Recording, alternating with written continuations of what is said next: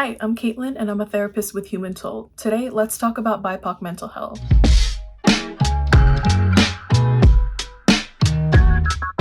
So BIPOC, or Black, Indigenous, and People of Color, is a term used to acknowledge that not all people of color experience the same levels of discrimination. It emphasizes that Black and Indigenous communities have been profoundly impacted by systemic racism. With this, it's important to acknowledge that there are various separate and starkly different experiences among groups within the BIPOC community. The trauma of injustice and discrimination may make BIPOC more susceptible to experiencing a mental health concern, yet BIPOC are significantly less likely to seek mental health care. Here are some reasons as to why this disparity exists. One reason is cultural differences and stigma. So some cultures have different views and attitudes about what mental health is and what it means to be experiencing a mental health concern. Another reason is language barriers and lack of access to resources or care. And lastly, another reason is fear or mistrust of the medical industry. There's a long history of abuse and exploitation of BIPOC by the healthcare system, and unfortunately, systemic racism and discrimination practices are still a reality today. Sometimes it can be hard to find a provider who we feel comfortable with.